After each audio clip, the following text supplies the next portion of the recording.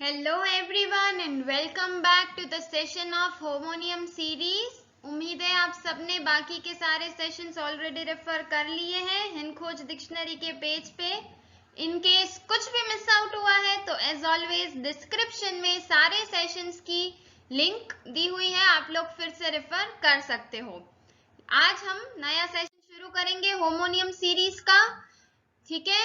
Word that either sound और are spelled identical but have different meanings. ऐसे words जो कि स्पेल यानी उनकी जो स्पेलिंग होती है और जो प्रोनाउंसिएशन साउंड होता है वो सेम होता है, लेकिन उनके एक से अधिक मीनिंग होते हैं, वो होमोनियम वर्ड्स होते हैं।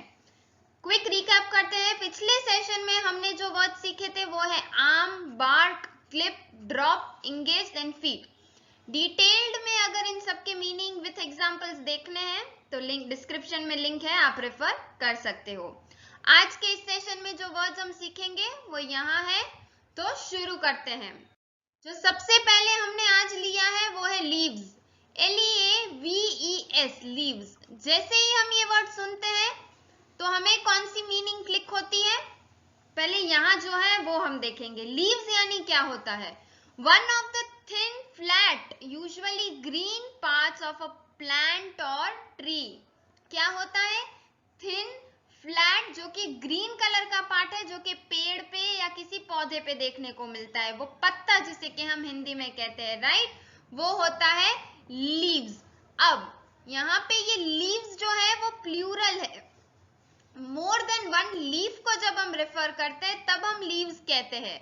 सिंगुलर इसका क्या होगा, यानी जब एक ही पत्ता है तो हम उसे लीफ कहते हैं वैसे तो, लेकिन क्योंकि हम एक से अधिक पत्तों को रेफर कर रहे हैं, काफी सारे पत्ते पड़े हैं, इसीलिए हम कह रहे हैं leaves. Children love to play in the leaves. देखिए, पत्तों के बीच में बच्चों को खेलना काफी पसंद आ रहा है, लीव्स। ओके, दूसरा लीव्स का मीनिंग क्या होता है? To go away from somebody और समथिंग, किसी चीज या किसी व्यक्ति से दूर चले जाना, उन्हें छोड़ना, एक लीव होता है। दूसरा छोड़ना, किसी को छोड़ना, पत्ते, उनको भी लीव्स कहा जाता है। They do not like when their father leaves for work. देखिए, दे यानी यहाँ पे कौन होंगे? बच्चे। बच्चों को नहीं पसंद है कि उनके पापा काम के लिए घर छोड़कर जाएं, right. They do not like, उन्हें नहीं पसंद, व्हेन देयर फादर, जब उनके फादर यानी के पापा, लीव्स फॉर वर्क, काम के लिए निकलते हैं या घर छोड़ के जाते हैं सिर्फ काम करने के लिए। ओके, तो लीव वर्ड के यहाँ हमने दो मीनिंग समझे। एक होते हैं पत्ते जो कि पेड़ पे यूजुअली देखने को मिलते हैं, या पेड़ से गिरे हुए प्लांट्स या ट्रीज पे। एक होता है छोड़ना। फिर से बोल रही हूँ, यहाँ पे हमने दो मीनिंग्स लिए हैं। इसका ये मतलब नहीं है कि लीव्स वर्ड के सिर्फ यही दो मीनिंग्स है, और भी अधिक मीनिंग्स हो सकते हैं, ठीक है। यस, कई बार हम ऐसे भी कहते हैं today I will be on leave, यानी आज मैं छुट्टी पे होंगी, तो उसे भी लीव कहा जाता है, ठीक है। वहां पे भी हम लीव वर्ड का यूज करते हैं ना, सिक लीव, हॉलीडे लीव या फेस्टिव लीव्स, राइट।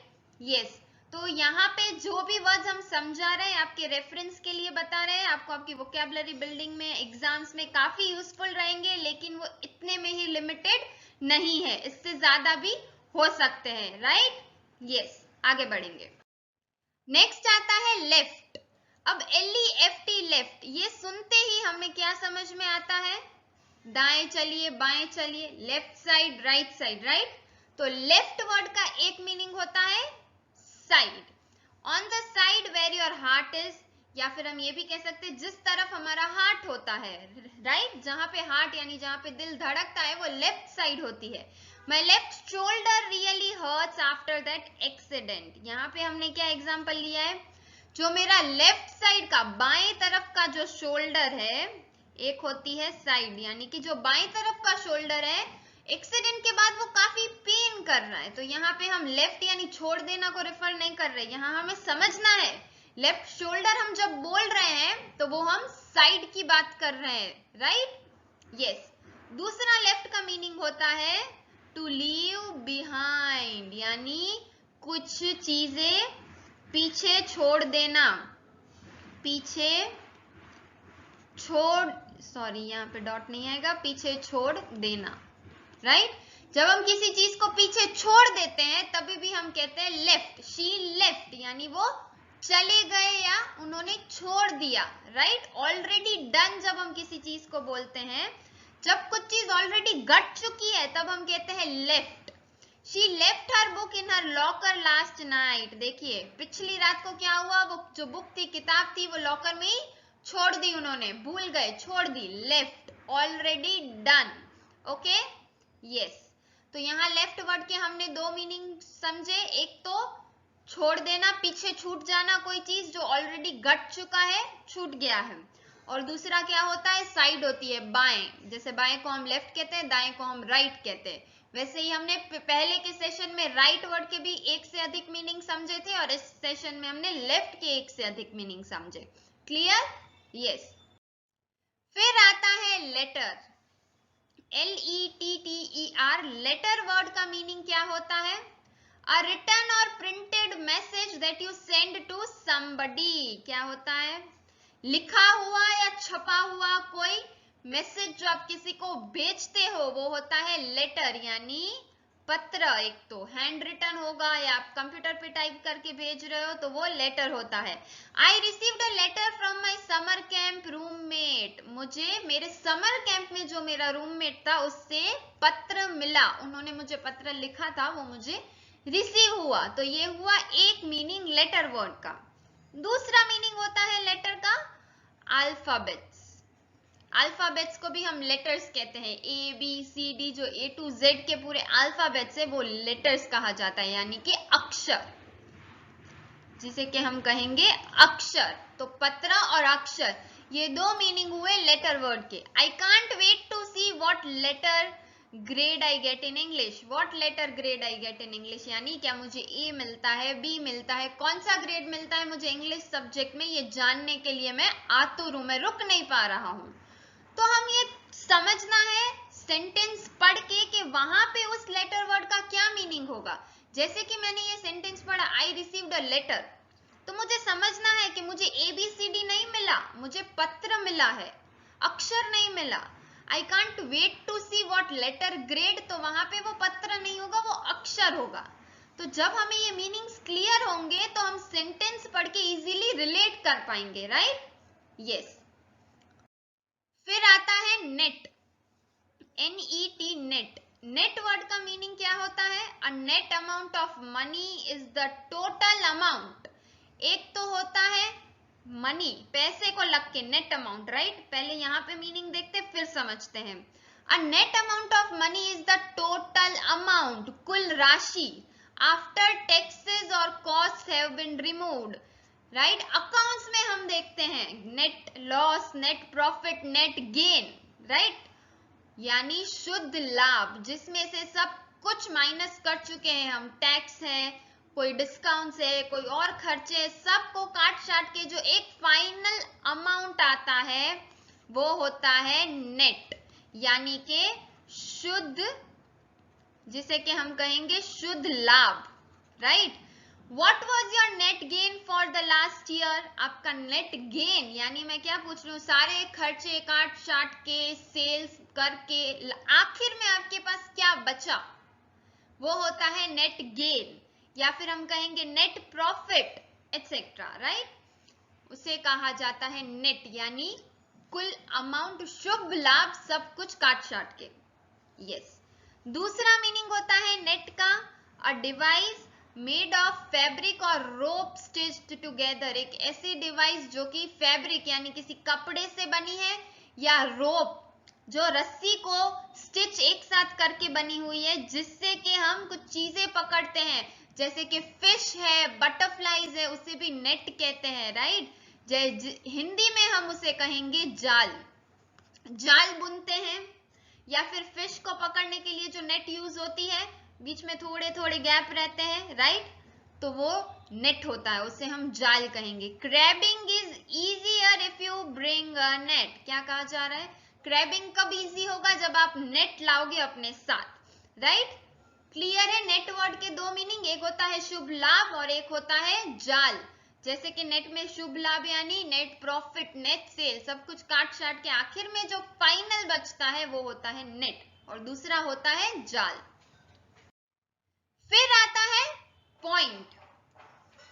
पॉइंट का मीनिंग क्या होता है?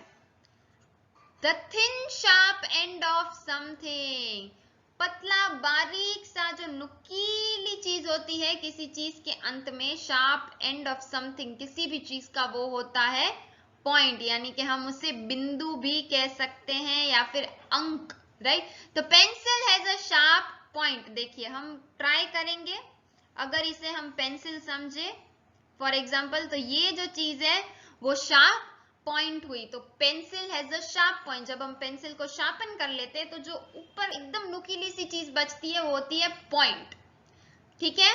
तो एक हुआ बिंदु।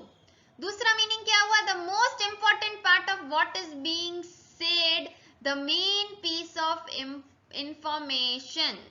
मेन पीस ऑफ इंफॉर्मेशन, उसे भी हम कहते हैं ना टू द पॉइंट, यानी एकदम सही तरीके से। तो जो सबसे इंपॉर्टेंट हिस्सा होता है पूरी बात का जो कहा जा रहा है उसे हम कहेंगे पॉइंट। हम कई बार कहते हैं ना note down the important points, right. जो भी एकदम इंपॉर्टेंट है, जरूरी है, उसे आप नोट डाउन कीजिए, उन पॉइंट्स को नोट डाउन कीजिए, राइट। अंक भी कह सकते हैं हम पॉइंट्स को, लेकिन सबसे पहले इन दो मीनिंग्स को समझते हैं। एक तो शार्प एंड हुआ, एक कोई इंपॉर्टेंट चीज हुई, right. It makes no difference how much it cost, the point is we don't have any money. पते की बात यह है कि वो कितने का भी हो, 1 रुपए का हो, 10 रुपए का हो, 1000 का हो या लाख का हो, पते की बात यह है कि हमारे पास तो पैसे ही नहीं है। तो ये पूरे सिनेरियो में जो सबसे इंपॉर्टेंट चीज है उसे हम पॉइंट कहेंगे, we don't have any money, पैसा, राइट। क्लियर है? पॉइंट एक तो नुकीली चीज और एक क्या हुआ बिंदु, यानी एकदम पते वाली बात, इंपॉर्टेंट चीज को जब हम कुछ कहना चाहते हैं, कोई पूरी बात का जो इंपॉर्टेंट हिस्सा होता है उसे बोलना, या जो मेन पीस ऑफ इंफॉर्मेशन है उसे कन्वे करना, सबसे जरूरी, ठीक है। मैंने कहा ये चीज है 1000 की, 2000 की, मुझे चाहिए, सब चीजें ठीक है, लेकिन पते की बात क्या है, मेरे पास तो पैसे ही नहीं है। तो यहाँ पे इंपॉर्टेंट पॉइंट क्या हुआ? पैसा। तो मैं उस पॉइंट को हाईलाइट करूंगी, उस बात को हाईलाइट करके बताऊंगी, ठीक है। ये हुए दो मीनिंग्स, एक तो नुकीली चीज हुई, एक तो बिंदु हुआ, पॉइंट टू पॉइंट बात करना हुआ। पॉइंट यानी क्या होता है? दूसरा भी होता है, कई बार हम गेम्स में देखते हैं ना, जिसको ज्यादा पॉइंट मिलेंगे वो जीता, तो वो अंक भी दर्शाता है। कई बार पॉइंट अंक भी दर्शाता है। She is the winner of the game by 5 points, या राउंड 2 में आपको 5 पॉइंट्स गेन करना है जीतने के लिए, तो वहां पे हम अंक दर्शाने के लिए भी पॉइंट वर्ड का यूज करते हैं। क्लियर है? यस।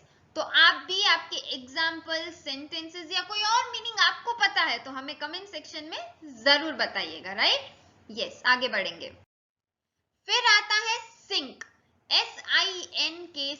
सिंक वर्ड का मीनिंग क्या होता है? पहले मैं हिंदी मीनिंग्स बता देती हूँ, फिर हम इंग्लिश मीनिंग्स पे आएंगे। एक तो सिंक का मीनिंग होता है डूबना, राइट। एक मीनिंग होगा डूबना और दूसरा मीनिंग क्या होगा?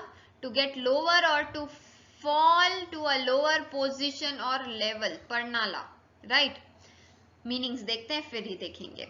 A ball that is attached to the wall in bathroom or near a toilet and has a pipes to supply and carry away water in which you wash your hand, face, etc. क्या हुआ? ये कौन सा sink हुआ? Wash basin की बात हो रही है।